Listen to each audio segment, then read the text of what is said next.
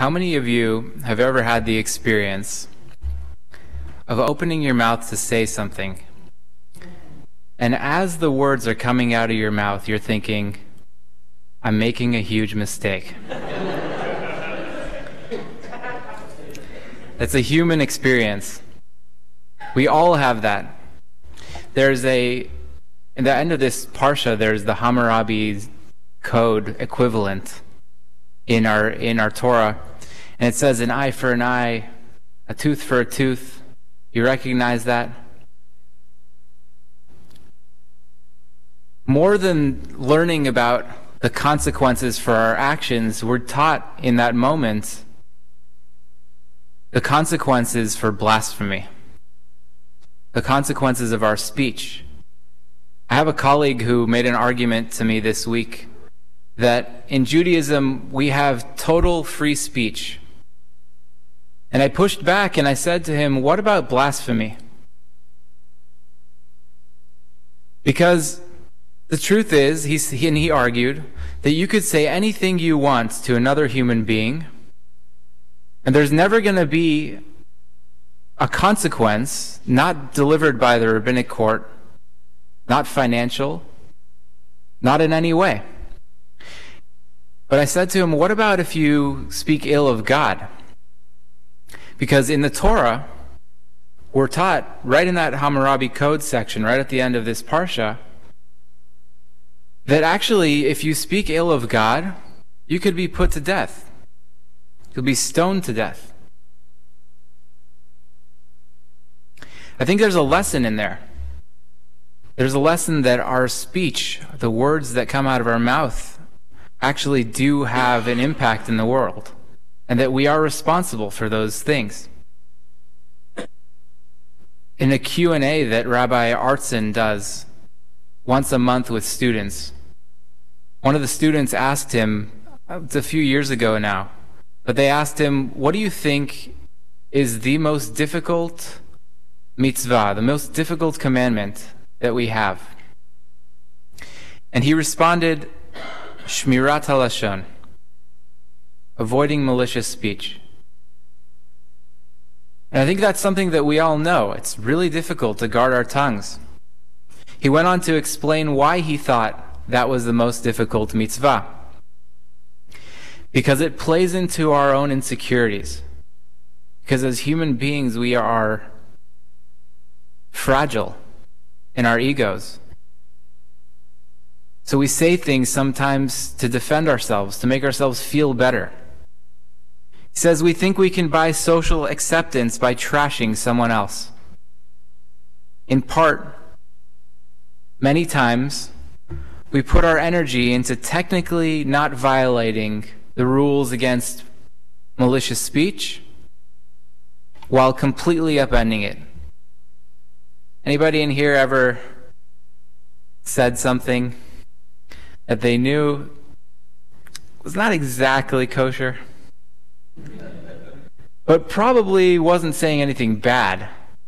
You know, it's just alluding to it. I think we've all done that. We all strike our hearts at Yom Kippur for that exact thing, for the intention that we put behind our words.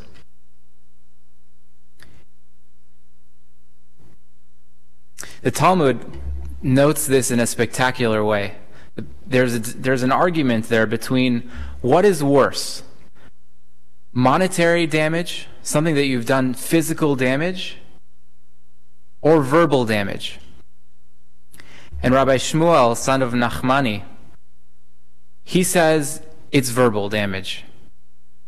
And his argument is this: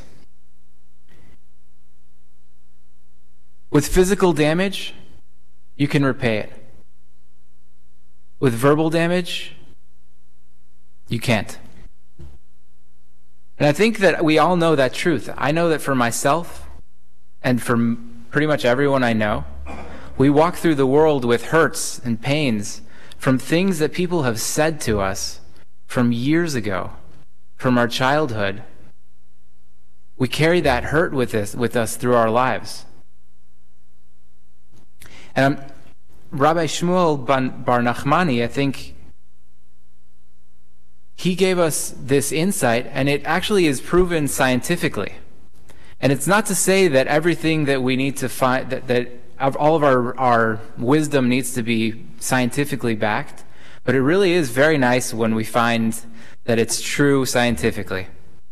There's an article entitled Relational Psychosis Psychotherapy, a neuropsychoanalytic model, in which a researcher from NYU, writes about how there's extreme neurological impact from verbal abuse, including bullying, that it takes on the psyche. And he cites a developmental traumatologist who proposes that verbal abuse actually impacts you on a physiological and neurohumoral in your responses to the world after that. He says that people who undergo verbal trauma have lasting neurological damage. But more than that, it can actually affect them on a genetic level, which means that they can pass that to the next generation. So verbal abuse, when you say something to somebody that hurts them, or when somebody says something that hurts you, it's not just sticks and stones may break my bones, but words can never hurt me. It's not true. Words can actually hurt us in a way that will carry with us for the rest of our lives, that we can pass on to the next generation. And I think our tradition emphasizes the speech, this act of speech, and how important it is through blasphemy, but also gives us another piece that complements it, and that is to say that every one of us is made b'tselem Elohim. Every one of us is made in the divine image. And when we can understand that another person and that ourselves are created in the divine image, what we do when we speak poorly to somebody else or to ourselves is that we discount the godliness within them, or at least push it aside for the moment. But there are three approaches that I want to bring forward that our sages have given us in order to prevent us from going down that road. The first is Rabbi Akiva. He's from the 1st century. We all have heard his name. He wrote in Pirkei Avot, Siag lachochma shtika. The safeguard for wisdom is silence. Speak less, speak more intently, and take care to speak with kindness. Rambam, a millennia later, 1,000 years later, writes that not only should one safeguard their speech, they should also speak with calm and tranquility. It's not just about the content of your speech, it's about how you say it. Right? We all know that. It's not what you said, it's how you said it. And I think that's true. We have to be mindful of how we're speaking, not just the words. Our body language is part of that.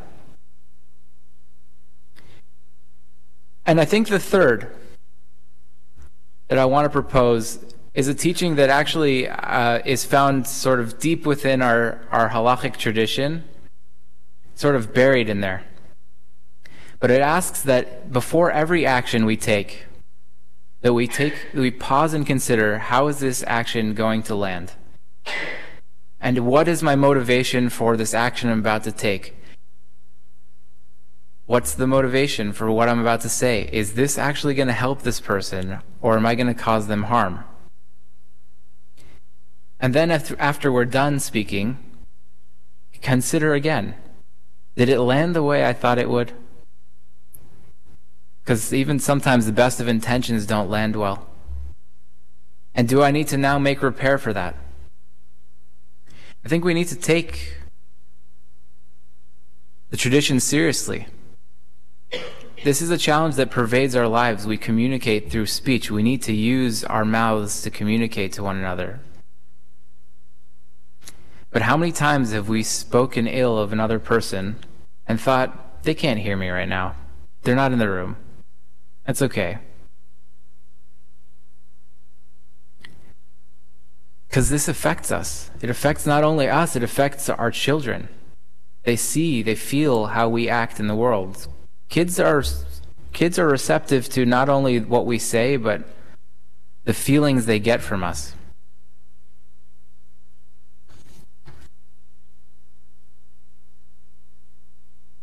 So it's not just if you have nothing to say, it's better to say nothing at all.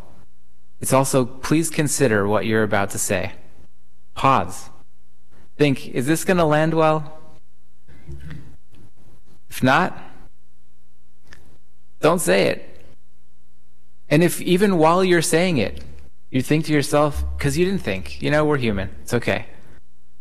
You didn't think about it, now you're in the middle of the sentence, you start to say something horrible, didn't come out right. Stop. Just pause right there and say, you know what? I'm sorry. Time out. Replay. I'm so sorry. That's not actually what I wanted to say. I apologize. It came out so wrong. Or afterward, when you're done, you said the thing, you realize on reflection, oh my gosh, I really offended that person. I really probably hurt their feelings. Do the good, do the right thing. Go back, apologize, make it right. My blessing is that we can take this lesson to heart, because it really is true that we carry around these hurts in our lives from words people have said. And that we need to understand also that those hurts that affected us were coming from people who may not have been at their best. And we'd be able to forgive that and move forward with our lives in the best possible way. Shabbat Shalom. Ariel, this is the last Shabbat. Ariel will be with us for Shavuot, but his last Shabbat. So I just wanted to say thank you for 2 years of being our rabbinic intern. You've brought much teaching and presence to us, and we're all grateful. I'll be including in Torah Tidbits and also in our announcements when graduation is, if you want to honor Ariel at that opportunity. And we look forward to celebrating with you on Shavuot. One last piece, in honor of Ariel's graduation, an important teacher of his, Rabbi Joel Roth, will be our guest scholar next Shabbat. Rabbi Roth is a master teacher of meditation and a thinker.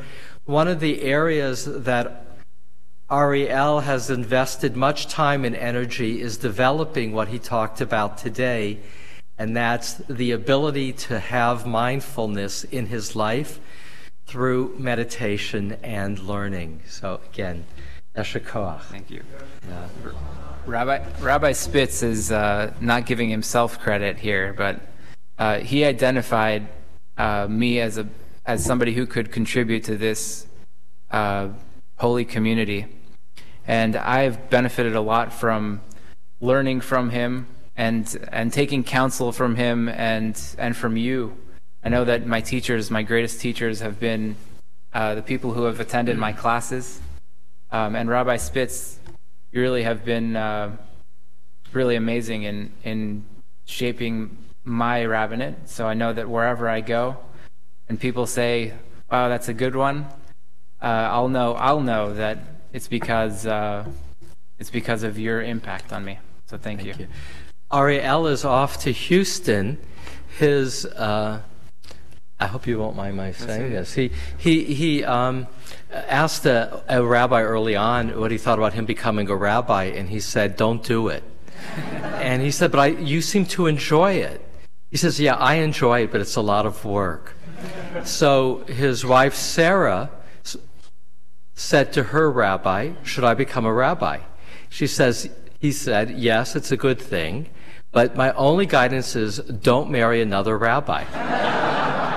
So neither listened to the counsel, and Ariel is privileged to go with Sarah to Houston, where she's taken a position in a pulpit, and in which there are a variety of different opportunities still coming toward Ariel, but Ariel is that rare, strong man who has put his wife's choices first, knowing that the life they're going to create will be created in partnership. And I celebrate that quality of partnership.